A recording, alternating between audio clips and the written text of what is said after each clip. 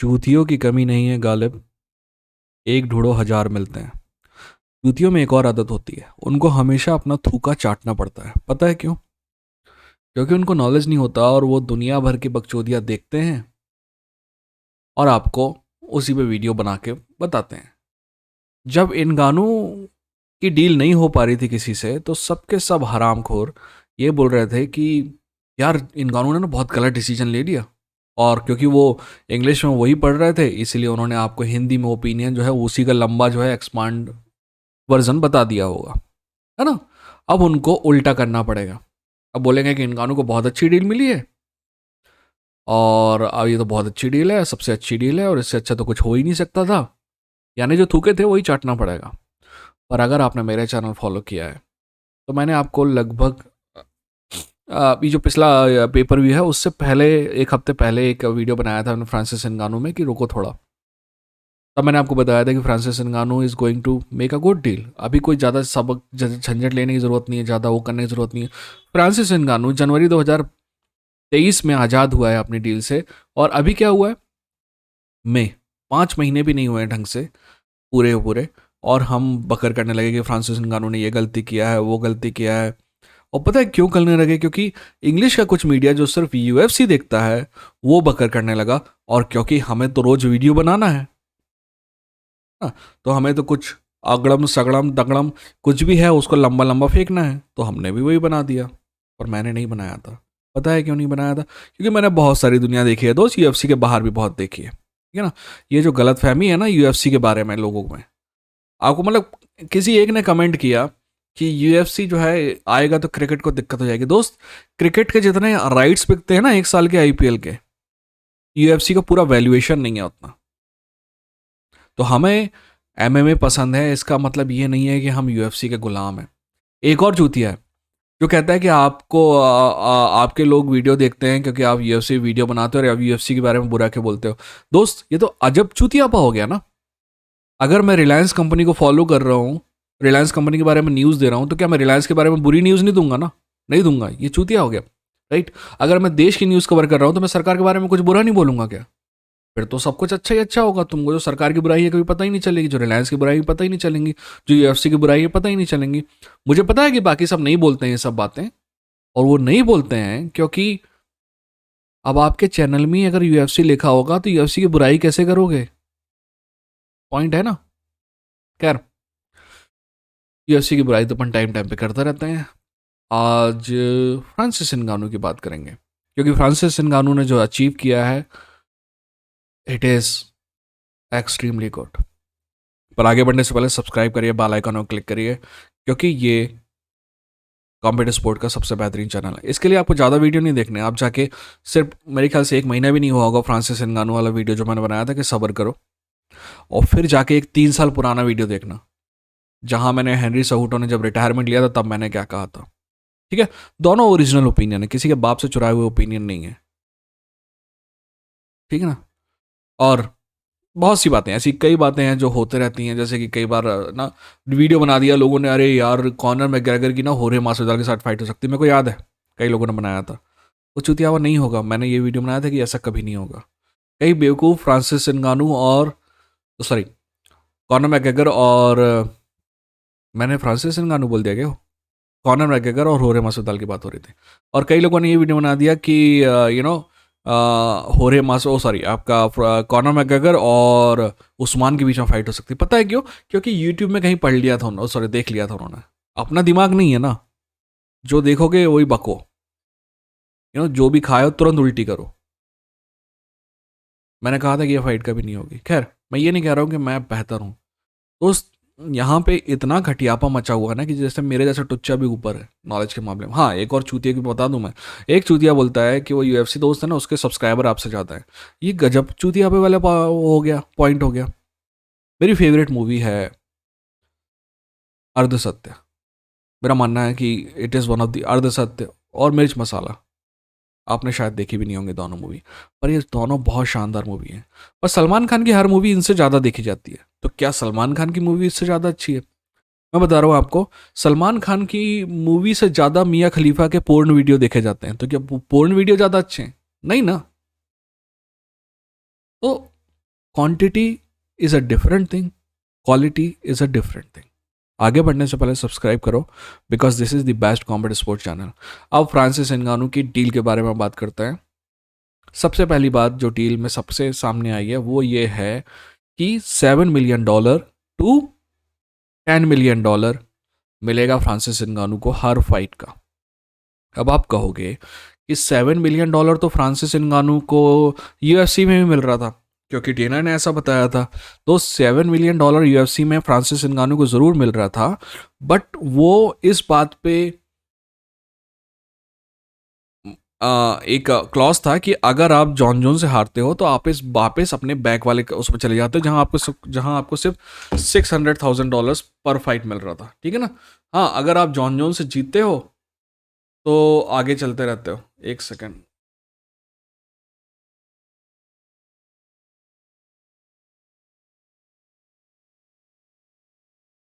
Sorry, क्या करें, काम भी है। ठीक है ना। तो ये जो डील है डेफिनेटली इस मामले में बेहतर है। हाँ, फ्रांसिस नगानू को $8 मिलियन वन चैंपियनशिप से भी मिल रहे थे, बट वहां से उसको दूसरी चीजें नहीं मिल रही थी जो उसको चाहिए थी। ठीक है ना। उन सब चीजों के बारे में भी हम बात करेंगे। दूसरी बात, फ्रांसिस नगानू की जो डील है ये $7 to $10 मिलियन क्यों है? क्योंकि $7 मिलियन बेस अमाउंट है, यानी कम से कम इतना उसको मिलेगा। इसके अलावा जो पेपर व्यू बिकेंगे उसमें भी फ्रांसिस नगानू का राइट्स होंगे।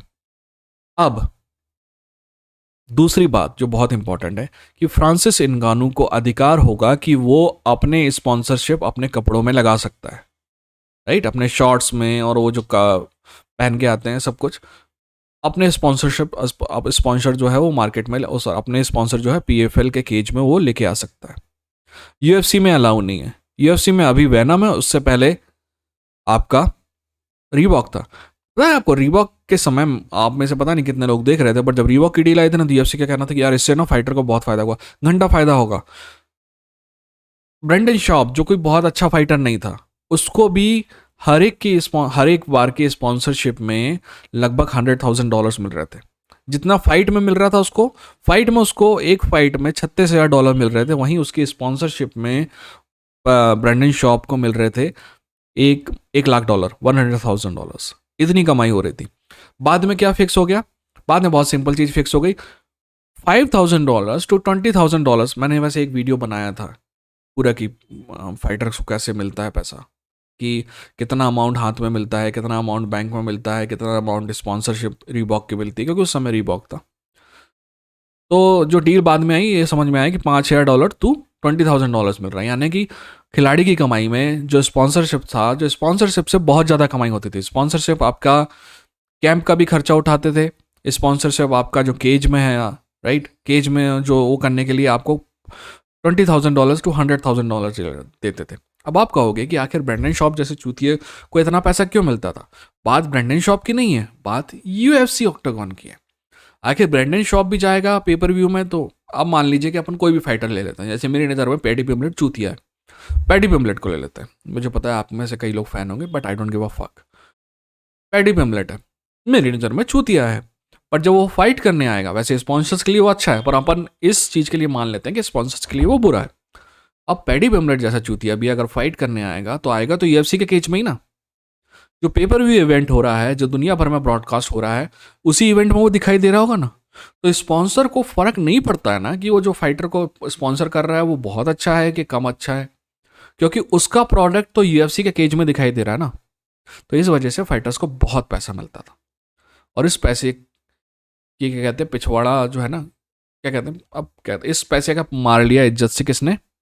आपके यूएफसी ने। अब आगे बढ़ते हैं, और फ्रांसिस नगानू ने इसको वापस लेके आया। ये बात इंपॉर्टेंट इसलिए है क्योंकि अगर फ्रांसिस नगानू ये अपने में कॉन्ट्रैक्ट में निगोशिएट कर सकता है ना, तो कई और पावरफुल फाइटर हैं जो फ्री एजेंट हैं, नेट डियास टाइप के, वो भी कर सकते हैं। और यूएफसी कभी इस बात को नहीं मानेगा, इसलिए नेट डियास के वापस आने के चांसेस थोड़ा कम है।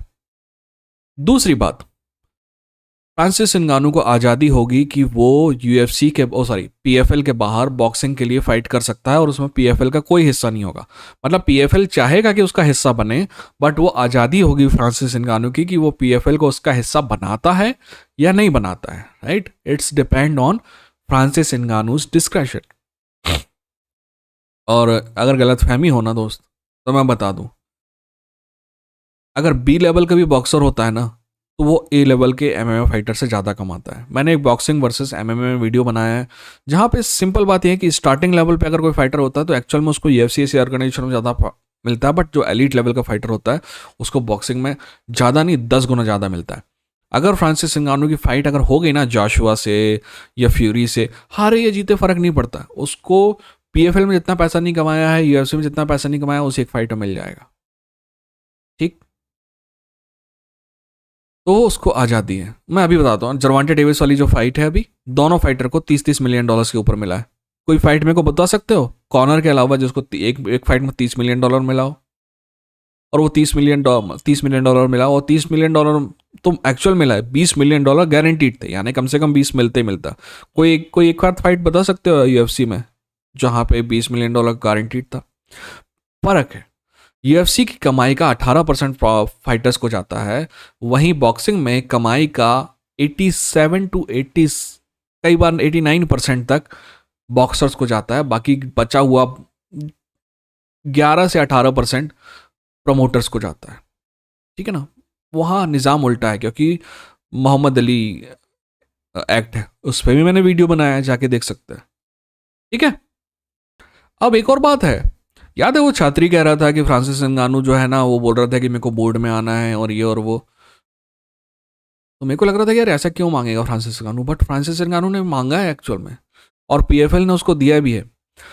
जो है एडवाइजरी बोर्ड एडवाइजरी बोर्ड में रहेगा, कहने का मतलब एक्चुअल बोर्ड मेंबर नहीं रहेगा, एडवाइजरी पोजीशन में रहेगा, यानी बोर्ड मीटिंग में आएगा बट एज अ एडवाइजर आएगा। राइट, एक्चुअल वोटिंग राइट्स नहीं रहेंगे उसके पास। और तो और फ्रांसिस नगानू जो है फाइटर्स के राइट्स को फाइटर्स के राइट को रिप्रेजेंट करेगा। आपको समझना ये कितना इंपॉर्टेंट है। यूएफसी में अगर कोई फाइटर्स के राइट को प्रोटेक्ट कर रहा होता ना, तो अभी तक फाइटर्स को लाइफ लॉन्ग इंश्योरेंस पॉलिसी मिल चुकी होती। अभी नहीं मिली है। अगर आप यूएफसी में चोटिल होते हैं और जैसे ही आप यूएफसी से जाते हैं तो उसके 2 साल बाद तक आपके पास कवर होता है, उसके बाद नहीं होता। और एक्चुअल में अगर दूसरी ऑर्गेनाइजेशन ज्वाइन कर लेते हैं तो तुरंत कवर हट जाता है। ठीक है ना, एनएफएल में ऐसा नहीं होता है। अगर एनएफएल में आपने अपना कंकशन आया है ना आपको, उसकी वजह से आप गए हो, तो पूरी ज़िंदगी भर आपकी केयर होती है।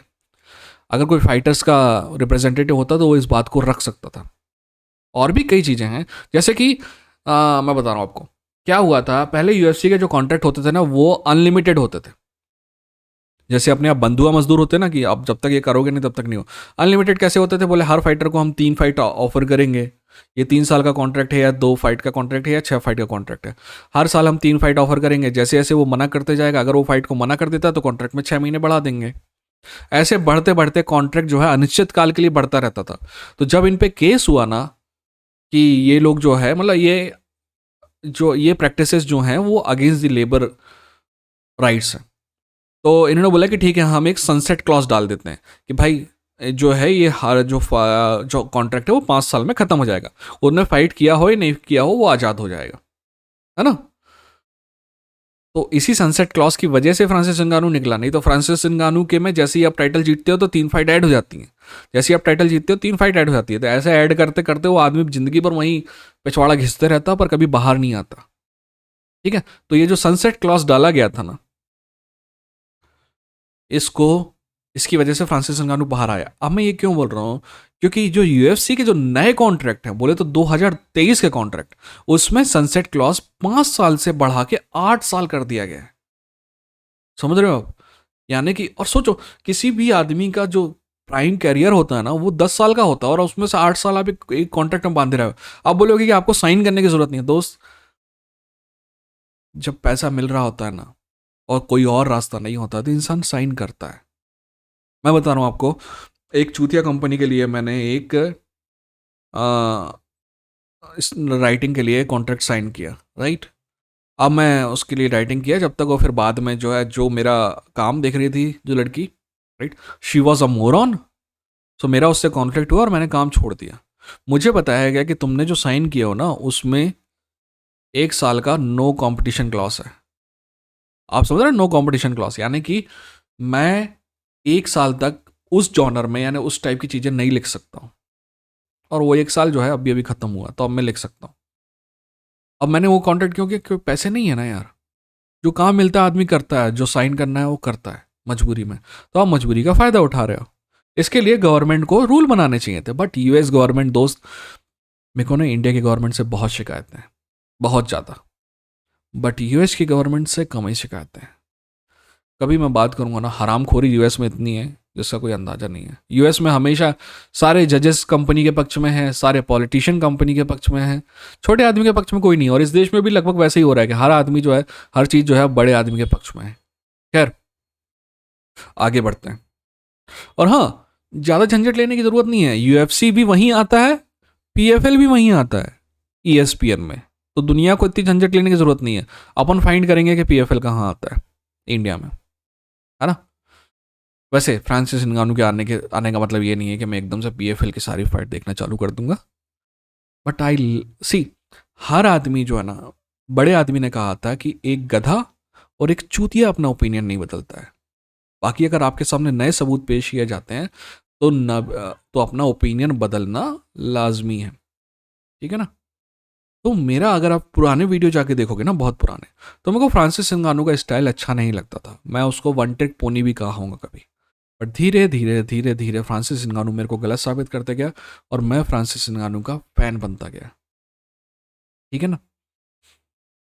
जैसे कि मेरा दोस्त है था अखिलेश, वो इस दुनिया में नहीं है।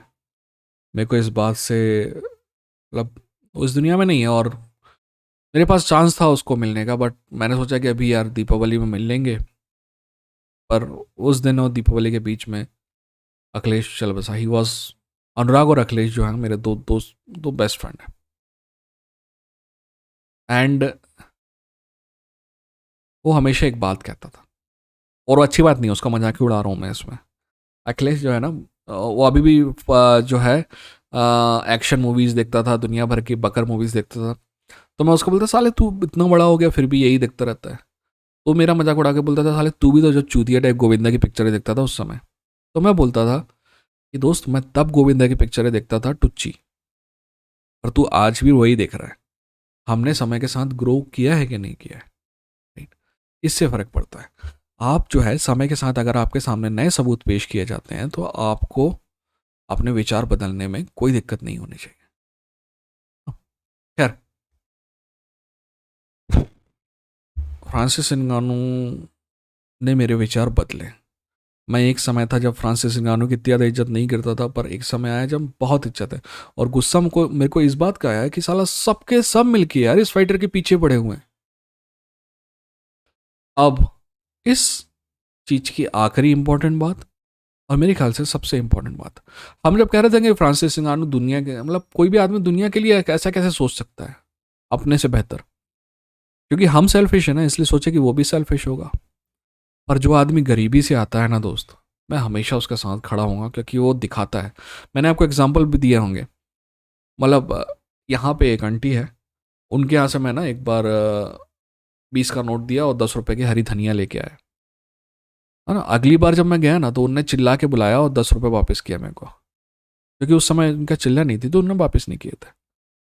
ठीक है, अगली बार जब मैं गया, वो 6 महीने बाद गया था मैं, क्योंकि मैं उसके बीच में घर चला गया था। तो जब 6 महीने बाद गया तो उन्होंने बुलाया। वैसे ही मेरे घर से एक मंदिर है, वहाँ के लिए मैं जाता हूँ, तो बीच में एक चाय की दुकान है, वहाँ भी मैंने एक बार 10 रुपये दिए, 5 की चाय पी। और अगले बार शायद 1 डेढ़ साल बाद आया था। वो आदमी जो है, मेरे 5 रुपये याद रखा था। मैंने कई दोस्त देखे हैं मेरे जो करोड़पति हैं, वो 15 रुपये नहीं भूलते हैं। पर गरीब आदमी पता नहीं क्यों दूसरों से थोड़ा सा ईमानदार होता है, ज़्यादा नहीं पर थोड़ा सा होता है।